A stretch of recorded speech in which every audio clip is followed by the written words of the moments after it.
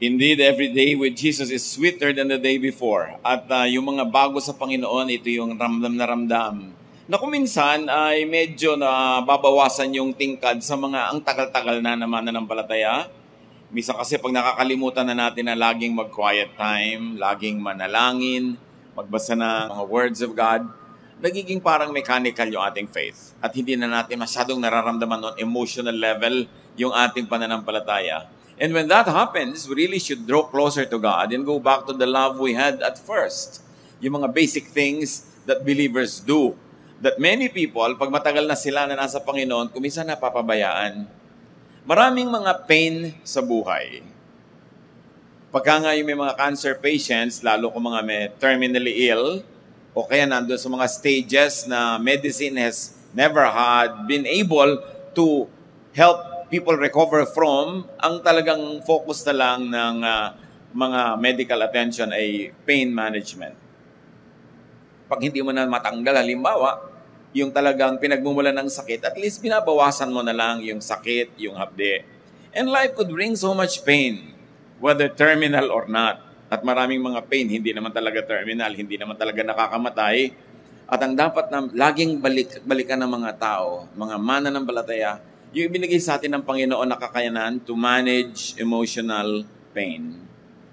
That our emotional pain should not be the ones who manage us, but we should manage emotional pain. Sabi ng Panginoong Jesus, I came that you might have life and have it abundantly, have it to the full. That means that we have to be able to manage pain. Because pain is part of life, but life must be abundant and full, and life must always be perceived as a blessing.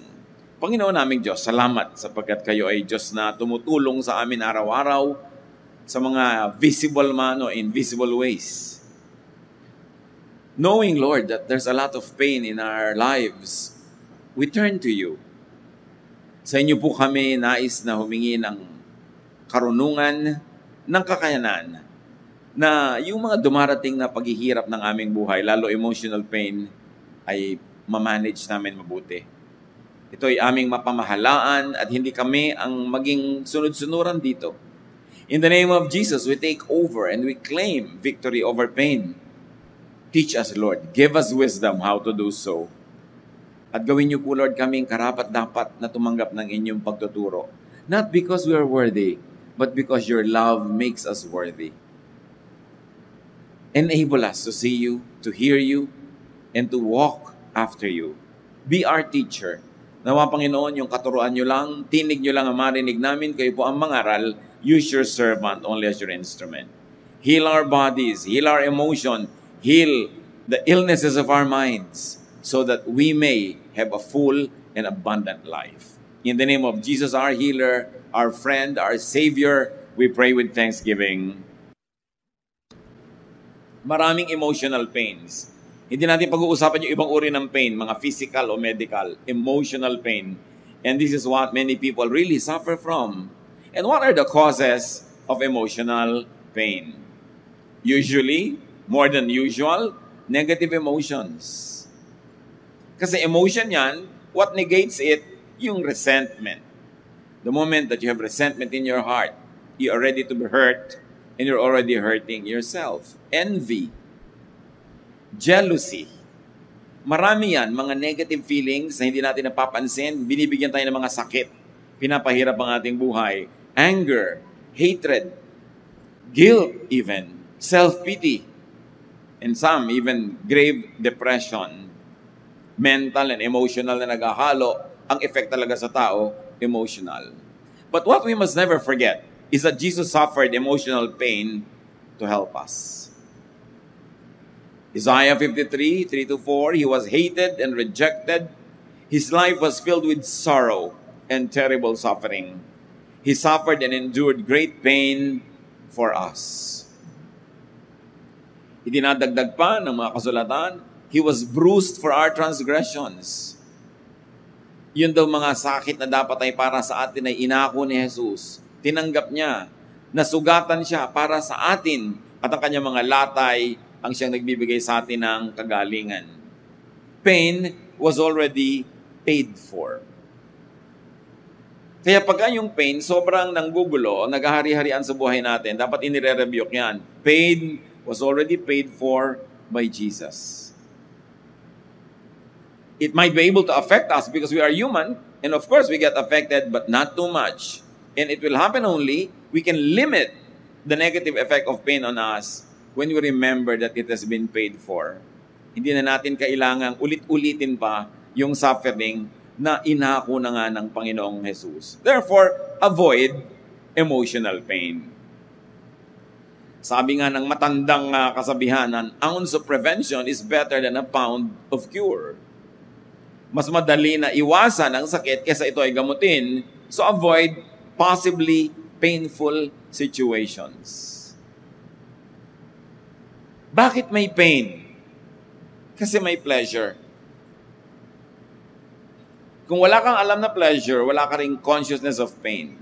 And most pain is caused by pleasure that you experience for a while and then is withdrawn from you or then is gone. Avoid pleasure whose absence brings pain and unquenchable desire. Halimbawa, bakit merong pain pag naghiwalay ang nag-iibigan? Kasi nakaranas ng pleasure na magkasama. Pagka ngayon nagkahiwalay, may pain.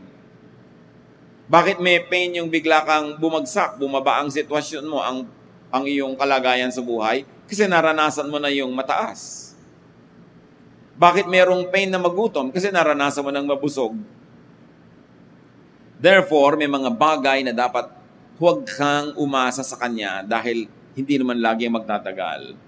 Proverbs 5:8-9, stay away from a bad woman, or you can extend it to say from a bad man or a bad habit. Stay away from anything bad. Don't even go near the door of her house. You will lose your self-respect and end up in debt to some cruel person for the rest of your life.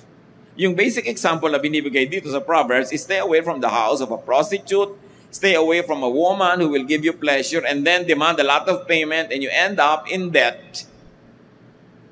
Yun yung specific example, but if you want to universalize that, Proverbs is telling us, stay away from pleasures that are hard to maintain. Do not be a slave of a vice. Do not be a slave of a pleasure that you will have to steal or kill or borrow. Because that kind of pleasure will never be yours for a long time. It will be there only for a short time.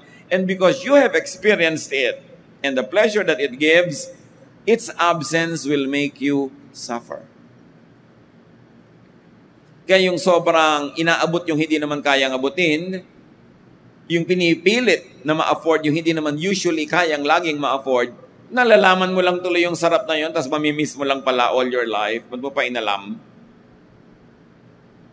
That's why there are people who want to protect themselves from this kind of pain by not going near the door of this bad woman or bad man or bad habit.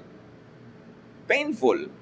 Bakit yung mga nagiging drug dependents? Nagnanakaw sa mga sariling pamilya, kung minsan gumagawa pa ng masama. Kasi nakaranas ng sarap ng effect ng drugs, sandali lang yon, nawawala. Pag nawawala, painful.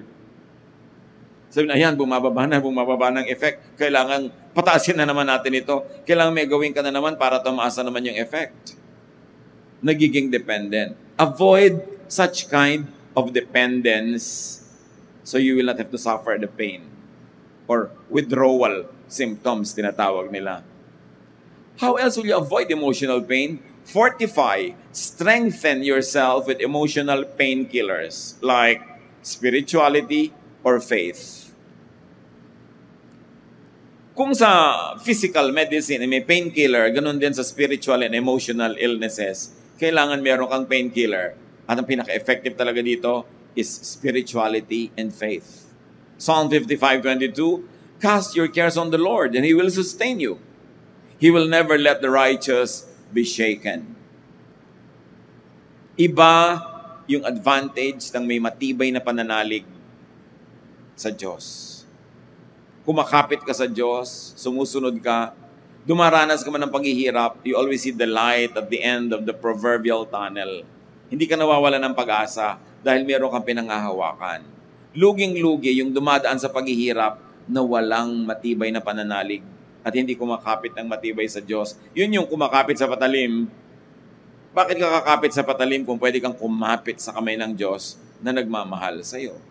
Fortify yourself, strengthen yourself with emotional painkillers like a bank of joy, happiness, and pleasure. Kung may bank ng pera na pwede mong pag-withdrawhan kung nagde-deposit ka doon, meron ding bank of joy, happiness, and pleasure na dapat mag-deposit ka doon ng happiness, ng joy, ng pleasure whenever possible so that when you need joy, happiness, or pleasure in times of pain, meron ka ma-withdraw. Psalm 89, 16-17, we are happy all day because of you, and your saving power brings honor to us. Your own glorious power makes us strong, and because of your kindness, our strength increases. Because of faith in God, because of a godly life, people are able to enjoy many things in life. So enjoy the good, wholesome, righteous things. At pag marami kang ine-enjoy sa buhay, para kang may bangko na pinagde-depositahan ng enjoyment. When the moment of pain comes, the memory of such good days, yung ibinigay sa iyong head start ng ganong happiness and pleasure will see you through. Maganda na meron kang naaalala, nagugunita, nakakapagpasaya sa iyo, nakakapagbagaan ng iyong loob sa mga panahon ng paghihirap. Kaya whenever you can, you should deposit to this bank of happiness. Always strive to be happy. Make yourself and make other people happy so that in times of sadness, mayroon ka mawi-withdraw na happiness. And you should have deposits in the bank of rest and relaxation.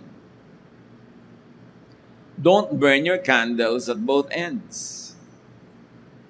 Darating ang panahon na bigla ka may sakit. Bibigay ang iyong katawan. Dadapuan ka ng impeksyon. Saan ka kukuha ng lakas? Saan ka huhugot?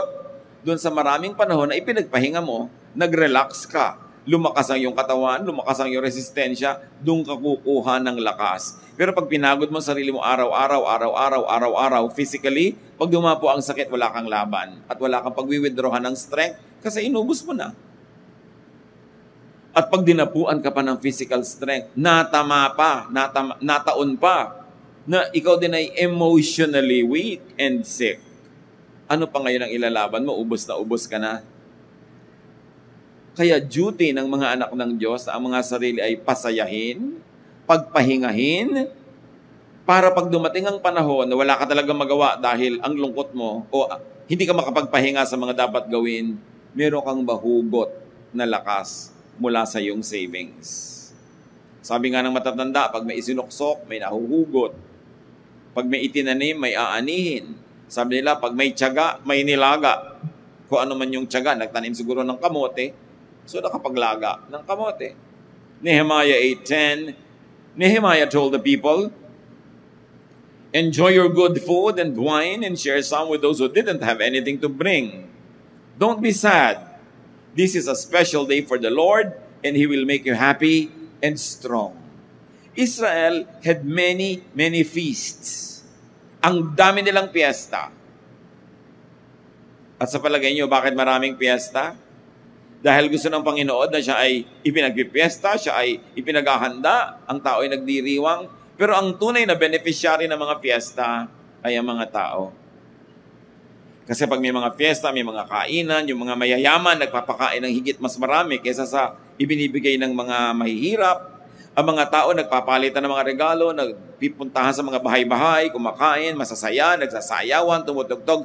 Bakit kailangan ng Israel noon? Kasi ang dami nilang gera. Ang dami nilang kalaban. Hindi na titigil ang mga labanan. Ang daming panahon na kuminsan dumarating ang tagsalat, walang ulan, walang harvest, may taggutom. Ang dami nilang kalungkutan sa buhay.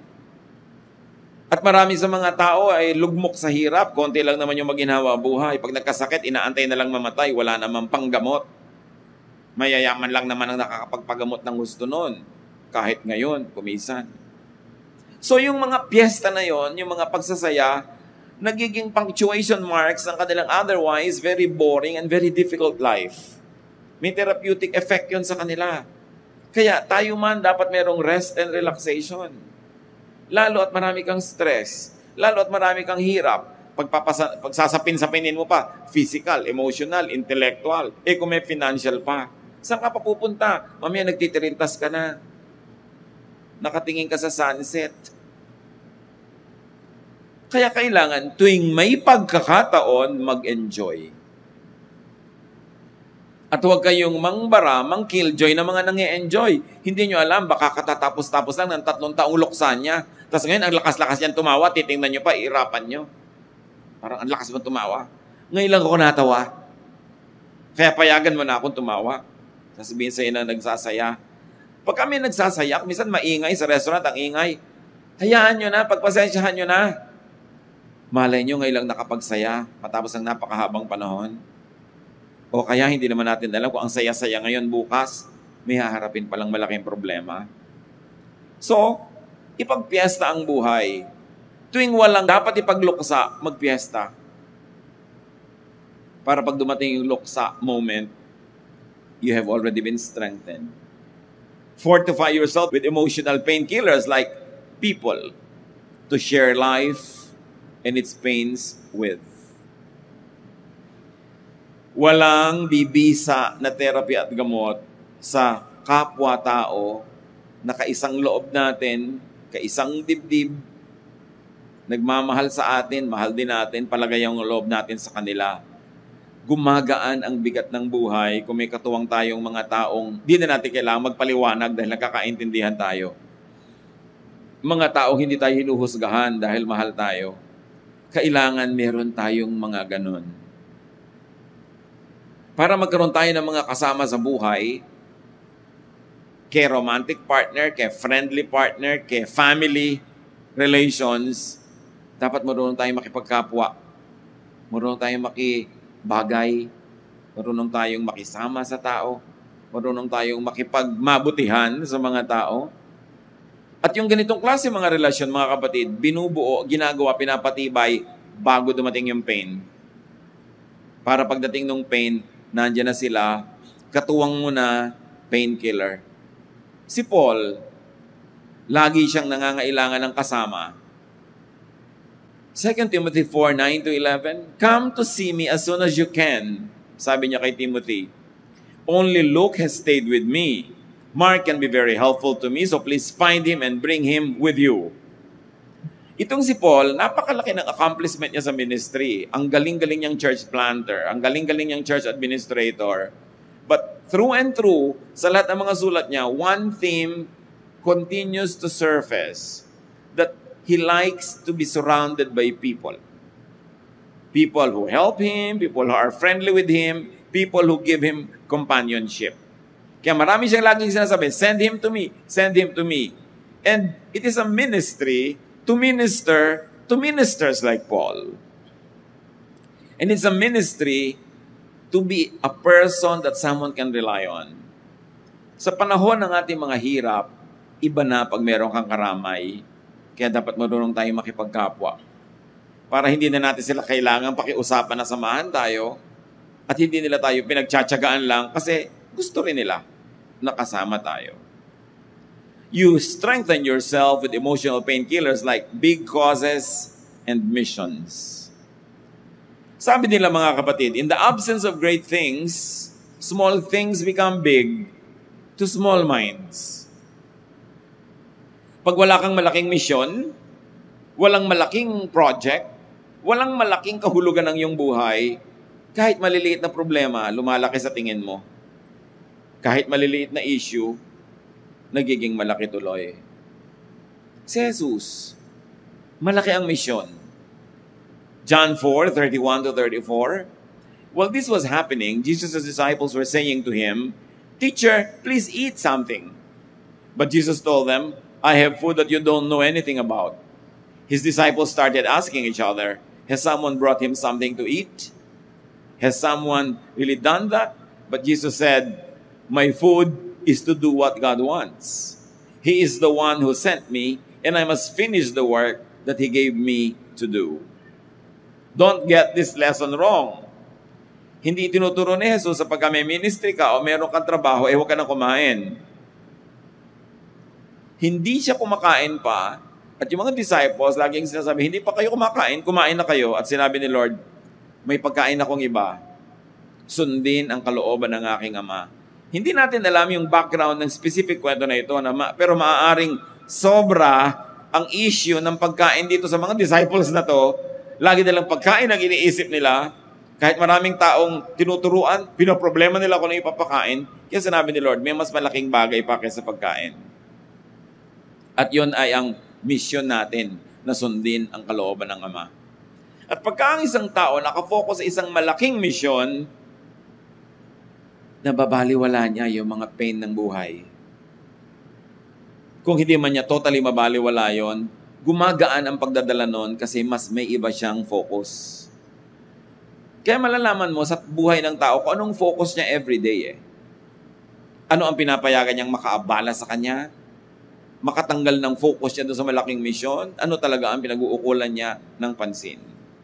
But you want to be above pain, the daily pains of life?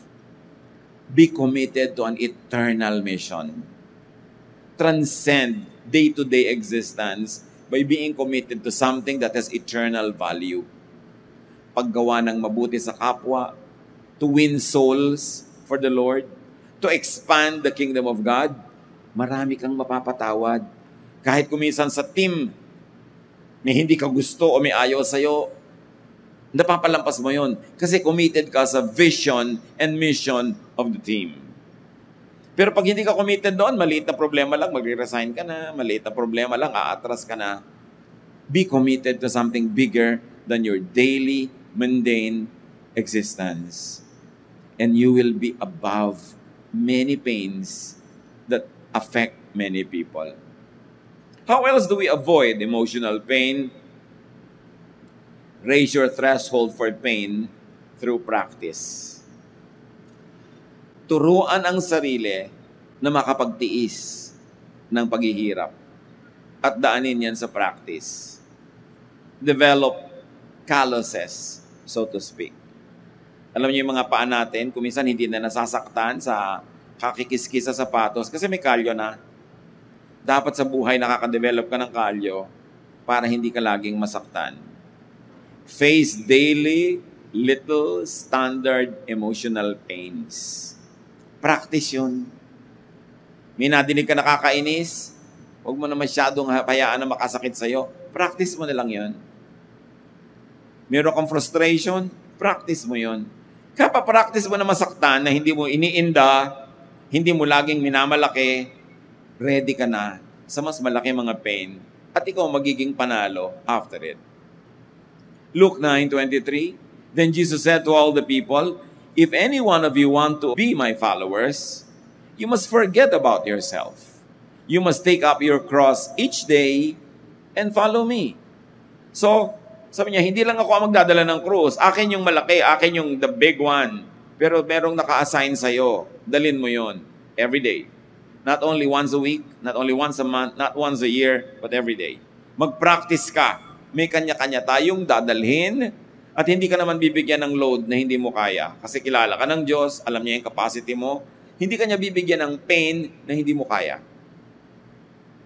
Kaya mga nagsasabing hindi ko na kaya, ang totoo nun, ayaw na nating kayanin. Gusto na natin mag-give up. Pero computed ng Diyos ang ating load. Kung yung mga tulay, malalagyan, makikita mo maximum load, 10 tons. Yan, nakalagay ko minsan yan, 10T. Kinompute ang mga engineers kung ano ang load na pwedeng dumaan, pasanin, buhatin ang bridge na ito. In an infinitely better way, God knows our load. At pag pinayagan niya na dumating sa ating load na yon, kaya natin yon. At pag nalampasan natin yon, we become stronger than before. And then, great things are accomplished. The purposes of the kingdom of God are done. Kaya, dapat ang tao marunong magtiis sa dapat pagtiisan. And how else do you raise the threshold of your pain? Through practice, commiserate with others. Makiramay sa iba. Romans 12:15, rejoice with those who rejoice, mourn with those who mourn. Pag nakikita mo yung suffering ng iba, hindi naman dapat kang matuwa na mas maliit yung suffering mo. Pero ang totoo nun, mas magkakaroon ka ng positive attitude about your suffering when you get to be exposed to the many other sufferings around you. Lumalakas ka. Dahil nakikita mo yung iba nga, mas malaki pa yung binubuhat, nakakaya. Tapos ikaw pa, hindi mo makaya.